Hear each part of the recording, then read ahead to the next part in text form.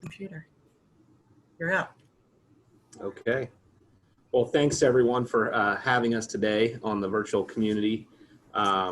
We appreciate the opportunity, and good to see everyone this morning. I thought I'd start by just giving a little bit of history about the Chamber of Commerce. Then we'll talk a little bit about what a Chamber of Commerce does and some of the areas that we provide services in. And some current initiatives and events, if you will, that we are currently planning. So I'll start with a little bit of history. The Lancaster Fairfield County Chamber of Commerce was actually founded in 1897, so a good long while ago. At the time, there was a group of businessmen in town that formed basically a business council with the purpose of attracting new manufacturers and new businesses to town. At that time, this business council had the ability to offer free natural gas because the community had an abundance of natural gas fields. And they used that natural gas to basically recruit manufacturers. And that's where you see a lot of our glass industry manufacturers coming to town, and a lot of industry that had to use that natural gas. So it was an incredible recruiting tool at the time. Later on, that business council kind of morphed into the Lancaster Chamber of Commerce. And it's kind of interesting. We have records going all the way back to the 1915, 1916 of books of members paying their dues and who they were. It's kind of a neat lesson in business history, if you will. But then later on, throughout the last century, we then morphed into the Lancaster Fairfield County Chamber of Commerce. And that's what we're considered today. We have members throughout the county, but predominantly our members are located in the Lancaster area. But we do have members throughout the county and even outside of our county. We are about 550 members strong right now. And, you know, we continuously look to recruit new members and increase that base of members. And we try to serve as many businesses in the community as we can. I'll talk a little bit about what a Chamber of Commerce does, and specifically what our Chamber of Commerce does. But we really work in four main areas for our members. Those areas are business advocacy, member services, marketing services, and community advocacy. And I'll talk a little bit about what is entailed in those four areas of service and advocacy. We provide business training. That's one of the main things that we do. We recognize that a lot of our businesses that are members of the Chamber of Commerce are small businesses. So what I like to say is small business owners are typically really good at making the widget that they make, cooking the food that they make in their restaurant, providing the service that they provide. But, you know, usually it's a mom and pop show or maybe just a one-man operation. And the difficulty that a lot of small businesses have after you turn the close sign on the door after hours, now it's time to start to think about, you know, managing my finances and investing back into my business, maybe figuring out how to hire my first employee, what the best practices are in HR if I do hire an employee. So those businesses don't have a lot of those resources. So we try to provide training by partnering with either other chamber members that have expertise in these areas. We have several members that are that actually have business coaching and training businesses, and we provide training that way. But we're trying to fill the gap for those businesses. So that's one of the benefits of being a member. We also do business consulting and business startup. So we will meet with businesses, provide them resources, a little bit of a pathway as how to get started, or just advice on their existing business. We have a partnership with the SBDC, or the Small Business Development Centers of Ohio. And this partnership is out of the Ohio University Athens campus is where they're located, and they basically have a district that they serve and help businesses in. But we have Erin Gibson, who works for the SBDC. She's here in our office typically, if we're not experiencing a pandemic. She's here a couple times a week, or at least once a week, actually sitting down with businesses. And what she'll do is walk them through, you know, helping them build a business plan, maybe helping them secure financing for expansion or equipment that they need. That goes for startups and existing businesses. But she's a tremendous partner with us, and we send a lot of small businesses to her as well. Another thing that Chamber of Commerce does is we help our members market basically. So we do marketing for our members. And you might see those marketing efforts in way of our newsletters that go out each week to a couple thousand people on the list. You might see ads in the paper. You might see sponsorship opportunities. There's a lot of different ways that we support our businesses in terms of marketing. So that's one area. Networking and referrals. Chamber of Commerces are well known for hosting a lot of networking events. Unfortunately, over the last 5 months, we haven't been able to do that face-to-face at least. But a lot of our members see value in meeting other businesses and networking with other potential customers and clients. We also provide referrals. So on a weekly basis, we get calls. And someone might be looking for a good electrician. Somebody might be looking for a contractor for this, or I need a business lawyer for this. And so, we'll open up our list of members and find their area of expertise, and we'll send those referrals to that person who's calling and asking about those businesses. One of the most important things that we do is a lot of times kind of behind the scenes, and you don't see a lot about, is we provide legislative services. So traditionally, Chamber of Commerce's will do some lobbying from a legislative standpoint. So we're concerned with, regulations, policy, new legislation, old legislation that is either friendly or non-friendly to the business community. And we'll look at those. We have a legislative action committee that will review and basically educate themselves on these certain policies, and we'll determine whether those are friendly or not friendly, and either if we want to support, new legislation or those policies, or we want to go and voice our opinion against those. I think one of the most recent big efforts that we had is we partnered with the Ohio Chamber of Commerce. I guess this was over a year ago, when they were working on some tax regulations that were going to not allow small businesses to write off as much of their revenues as they usually are. They're going to change those rules as part of the budget process at the state level. We partnered with the Ohio Chamber, took 2 of our board members, Angela Cryle and Heather Yakes, to the State House.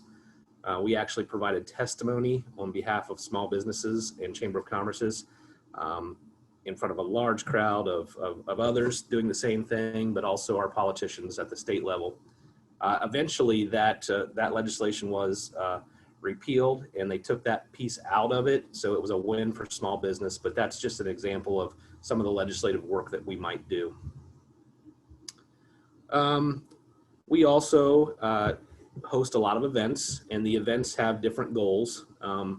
Some of our events are meant to provide a forum for either our government entities or our schools to inform the community, to update the community. Some of you may have attended our State of the County addresses in the past, State of the Schools addresses, or State of the City address. We were able to do the State of the City address this year in person. Unfortunately, we had to postpone or cancel the State of the Schools address, and the State of the County address will be coming out here in a few weeks, and it's going to be a virtual kind of several videos that will be released by the county with some updates on those. So we're just finding new ways to do things. Some of our other events are fundraisers. We have a golf outing that we do. And then we also have award ceremonies where we, and I'm going to get into a few of those in a little bit, but we have award ceremonies where we honor some folks in the community. We also partner with a lot of other nonprofits, and the staff and I serve on a lot of other nonprofit boards. So we're active in the community with different efforts. That's part of what we do. We, in terms of our member services, we create agreements and belong to other organizations that allow our members to get discounts or save on expenses. We are part of what they call the Southern Ohio Chamber Alliance, which carries a a healthcare insurance that some of our members can take advantage of, and they find savings in healthcare insurance because of that partnership. We have partnerships with third-party administrators for workers' comp that saves our members some of that on their fees. We manage a safety council here in Fairfield County. With the current pandemic, we're taking a year off, but we'll be back up and running, we hope, next July when we start that next program year. But our safety council provides safety training each month we usually have about 80 people in attendance, and we have approximately 100 members, and they attend on a monthly basis, get safety training from different topics and such, and they are able to save 3% on their Bureau of Workers' Compensation fees each year by attending those meetings. So that's a program that we've been running for a while as well. And then talk about some current initiatives that we have going on. We do have a new directory out. It was just produced. You'll probably see this in some different areas. We've got the map of Fairfield County on there. The directory has a lot of community information about our schools. There's articles about some of our board members and different businesses and initiatives in town. It has our elected officials, but most importantly, it has a full, complete listing of our members in the back. So you can find any of our Chamber of Commerce members by category in the back of that directory. So you'll start to see those out into some lobbies of our different businesses. And if you want some of those for your own business or for your own lobby, please reach out to us. We're happy to make sure that you get some of those. We are also in the process of kicking off our second round of direct contact with all 550 of our members. We went through this effort last spring, kind of when everybody was quarantined and COVID was new and businesses were really struggling. We kind of, as a staff, said, gosh, what can we do right now? You know, we're providing a lot of information to our members. So we decided one of the things we could do is just reach out to each of those members, and we call these business wellness checks. So the staff of the four of us started calling. We made a list of who we were going to call each day. We tried to call 5 members each day, and we reached out and just said, you know, how's your business doing? What can we provide in terms of resources? But it was a really good opportunity to reach out and talk to our members.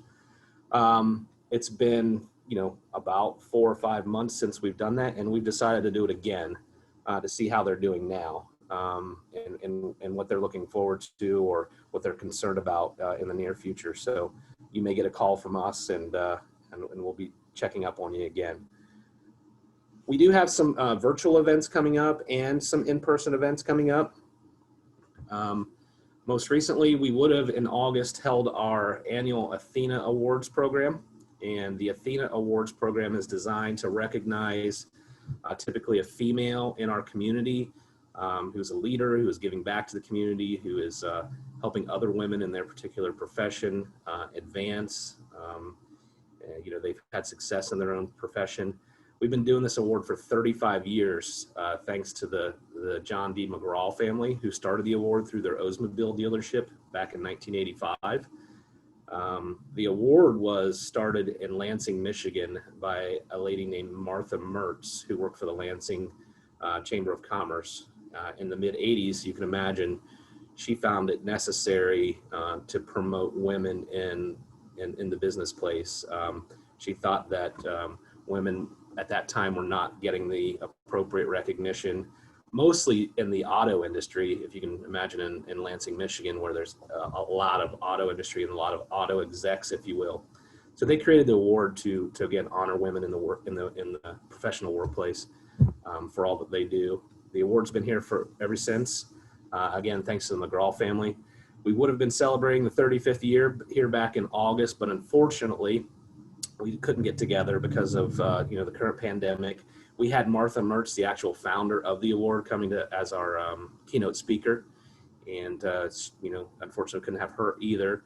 But we do have her booked for next year, so let's keep our fingers crossed by next year that we'll be able to have our 35th anniversary.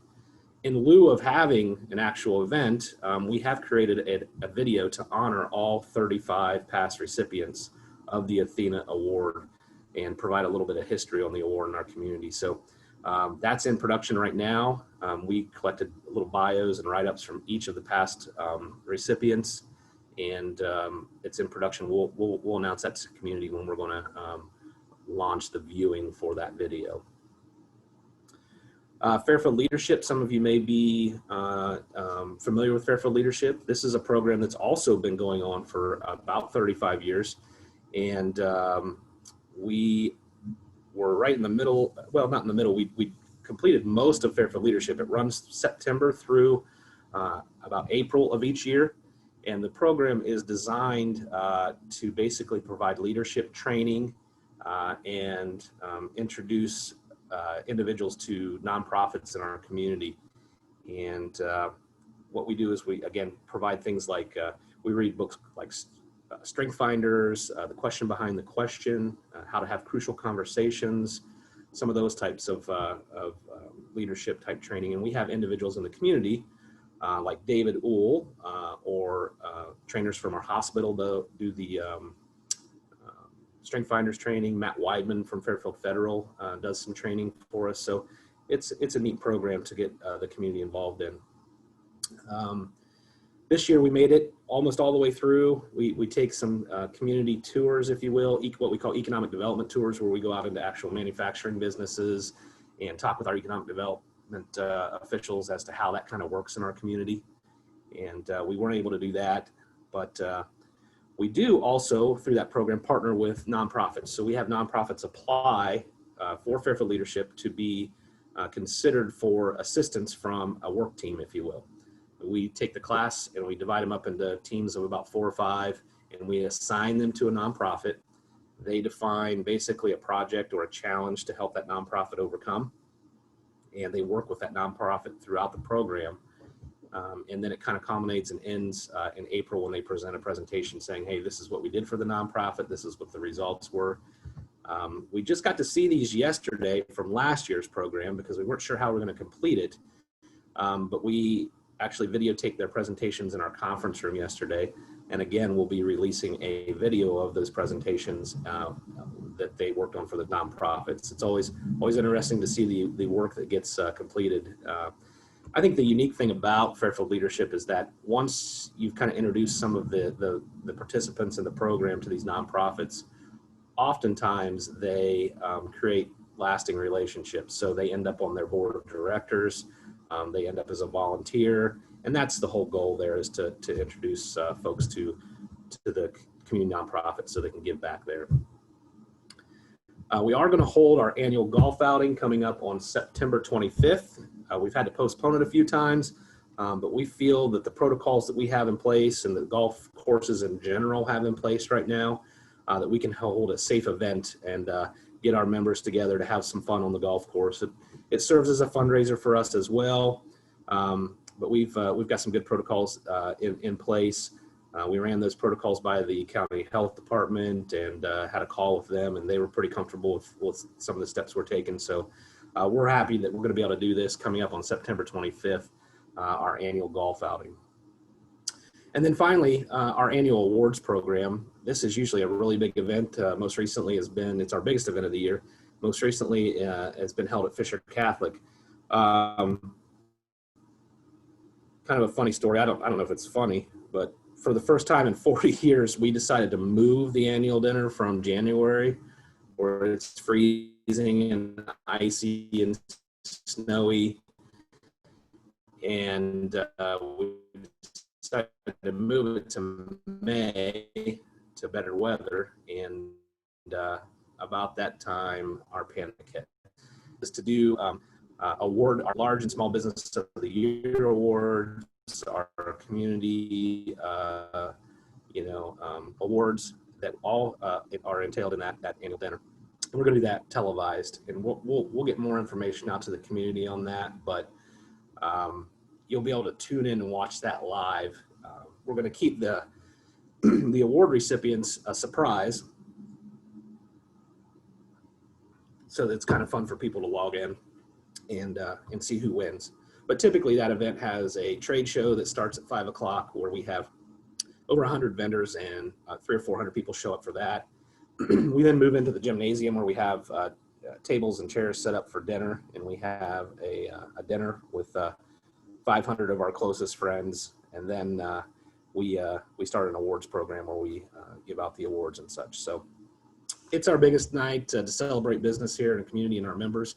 We were pretty disappointed not to be able to do it this year, but hopefully we can provide some resemblance of that. Most recently, you may have seen around town, we are currently we have a Chamber Strong campaign going on. You may have seen some of our members holding up a Chamber Strong sign, and we're asking our members to just take a picture of them with their staff. This campaign is really designed just to build unity around Chamber members, to create awareness in the community about the Chamber of Commerce, and eventually, hopefully, get other businesses that aren't members interested in becoming Chamber. Yeah, Cheryl and Julia have our Chamber Strong logo up there. There you go. Nice way to flex there, Julia. But you'll see some of that around town. We've had billboards up. We've seen some ads in the paper, social media. So keep your eye out on that. And if you're interested in becoming Chamber Strong, or you haven't taken your picture yet and you're a member, we would encourage you to do so and get that to us, and we'll get that out on our social media. A couple other quick things here before I wrap up.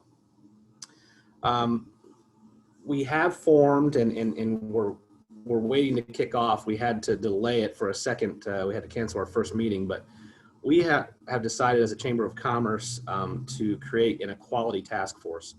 Obviously, a lot of conversation going on this summer about equality. And, we want to talk about that in our business community as well. Lancaster and Fairfield County, most of Fairfield County traditionally not a very diverse community. However, we want to explore reasons maybe why we're not. We want to explore reasons, or we want to explore, with our minority business owners, what challenges they face. So we've put together a task force of community business owners, minority business owners, and such. And we're going to have conversations and basically see where that goes and what kind of initiatives result from that. And finally, we are working with a lot of other nonprofits and event planning organizations, event facilities, and creating what we're calling the event planning best practices for COVID. So, a lot of nonprofits are still trying to say, how do I save some of the revenue I have from these events? Can I have an event safe? What are the best practices? So we've provided basically an outline of different types of events and how to manage that event safely with COVID protocols. We've ran that past the hospital and just received feedback as well from the Fairfield County Health Department. So we're going to kind of tidy that up and start to promote that to nonprofits and others that are planning events throughout the community. So that's a lot of information, a lot of me talking. I'm happy to answer any questions that anyone may have.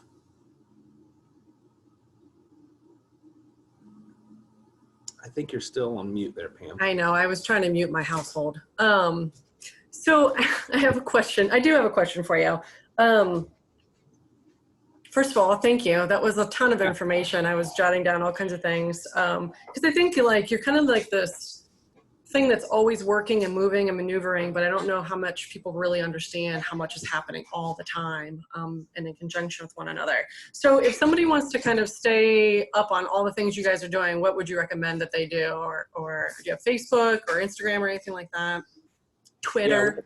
Yeah, yep, we're on all the following, and you can find us there. But I'd also encourage you, if you really want all of our information in kind of one fell swoop, sign up for our newsletter that goes out on Friday mornings. And you can do that through our website or by emailing Julia at our office. So Julia is Julia at lancoc.org. And is that email on your website as well? Should be. Okay. So I'll probably put a lot of these, this information and some of those links in the information of the YouTube video too, so people can access them that way as well. Sure. Does anybody else have any questions? I know Kyle made a point to just kind of give a shout out how, what a great support that Aaron was when they were working through the small business and dealing with the CARES Act programs, how complicated those could be, and she was really awesome for that.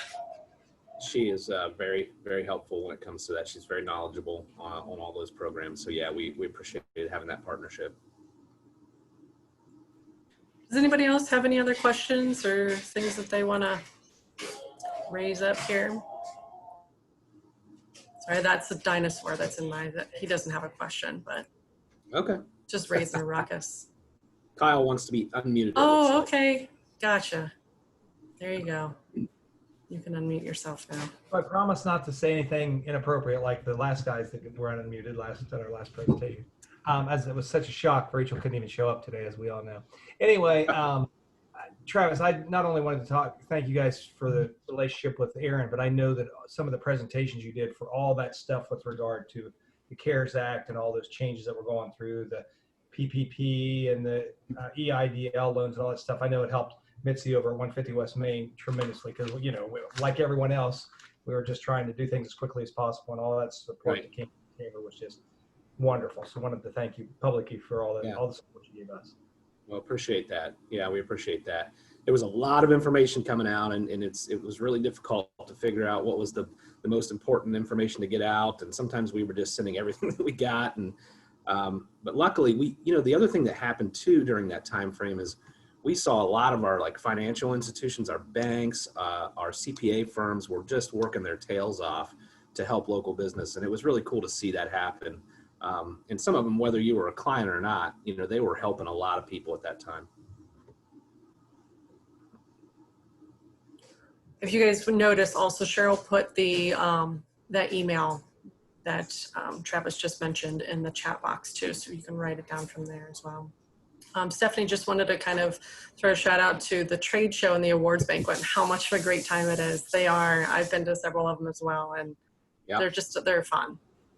They are, and Stephanie with BSSI they've had some success with our trade show booth contest as well. So I think they're a past winner, and they always go all out for that and have a lot of fun with it. So hopefully we get to do that soon again. So some of the award ceremonies and like the Athena Awards program, did you mention how people can be nominated for that and what that process looks like? Yeah, so, with the Athena Award, typically we hold that in the 3rd or 4th week of August. And so we start the nomination process back in July. And so you'll see it go out through our newsletters, through emails and such to our email list. And we'll just call for nominations. There is a nomination form and kind of a criteria. Those get submitted to the chamber. And then basically the selection committee consists of the executive committee of the Chamber of Commerce Board, John McGraw, who is from the McGraw family, who supports the award each and every year, and typically 1 or 2 past Athena recipients. And I got to tell you, that process is, none of the processes are easy. There's always so many great nominations, and so it can be a real struggle sometimes to come to consensus on that. For the annual awards program, we had actually started the nomination process thinking we were going to have our annual event in May. So the nominations are in, and so we'll start that a couple months before that event. And we send the criteria out, the nomination forms, those get submitted to the chamber. The executive committee of the board then looks at the nominations and narrows them down, if you will, to some finalists in each of those categories. And then we provide those finalists to the board with their nomination information, and the board basically votes online unanimously for each of those awards. So that's how those are selected. Fantastic, thanks. Okay, so for anybody who's interested, this video will be posted to YouTube. I'm going to stop the recording unless you have anything else to say, or anybody else has anything that they want to talk about or ask, and I'm not seeing it.